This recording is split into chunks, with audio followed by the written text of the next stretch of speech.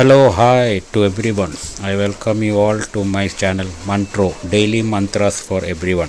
Today I am here with Chidambara Stotram, a powerful tool designed to stimulate your creative instinct and bring stability to your life. This ancient chart is dedicated to Lord Chidambareshwara, a divine embodiment of creativity and wisdom. By recreating this stotra, you can awaken the creative energy within you, helping you think outside the box and overcome challenges. When you immerse yourself in the vibration of Chidambareshwara Stotra, you align your mind and spirit, fostering clarity and inspiration. It becomes a bridge between your thoughts and the universe, allowing you to manifest your ideas and reality. This stotra not only grounds you, but it also provides a sense of peace amidst chores, empowering you to channel your creative effectively. Let's start.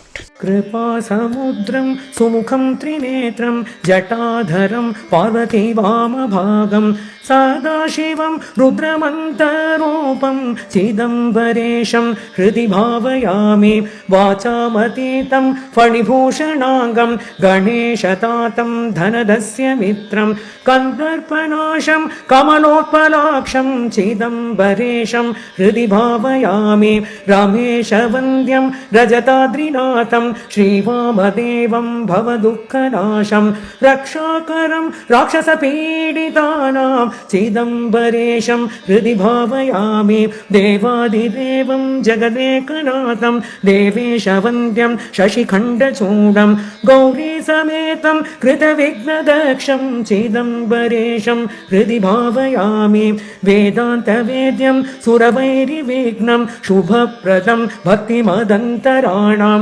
कालात्मकं श्रीकरुणाकटाक्षं चिदम्बरेशं हृदि भावयामि हेमाद्रिचापं त्रिगुणात्मभावं गुहात्मजं व्याघ्रपुरीशमाद्यं श्मशानवासं वृषवाहनस्थं चिदम्बरेशं हृदि भावयामि आद्यन्तशून्यं त्रिपुरारिमीशं नन्दीशमुख्यस्तु तवैभवाढ्यं समस्तदेवै परिपूजिताग्निं चिदम्बरेशं हृदि भावयामि तमेव भान्तं ह्यनुभाति सर्व अनेकरूपं परमार्थमेकं पीनाकपाणिं भवनाशहेतुं चिदम्बरेशं हृदि भावयामि विश्वेश्वरं नित्यम् अनन्तमाद्यं त्रिलोचनं चन्द्रकलावतंसं पतिं पशूनां हृदि सन्निविष्टं चिदम्बरेशं हृदि भावयामि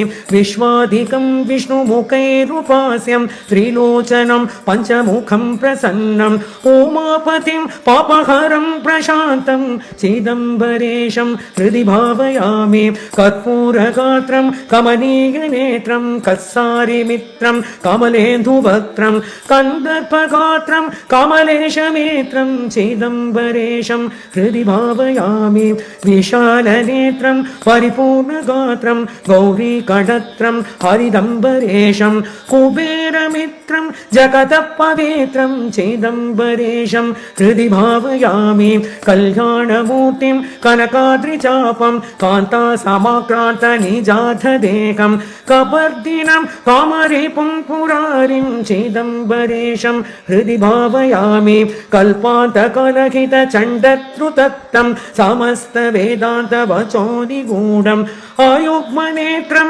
गिरिजासहायं चिदम्बरेशं हृदि भावयामि दिगम्बरं शङ्खसिताल्पहासं कपालिनं शूलिनप्रप्रमेयं नागात्मज वक्त्रपयोजसूर्यं चिदम्बरेशं हृदि भावयामि सदाशिवं सत्पुरुषैरनेकै सदाचितं सामशीरसुगीतं वैयाघ्रचर्मपरमुग्रमीशं चिदम्बरेशं हृदि भावयामि चिदम्बरस्य स्तवनं पठेद्य प्रदोषकालेषु पुमान् सधन्य भोगानशेषान् नुभूय भूय सायुज्यमप्येति चिदम्बरस्य.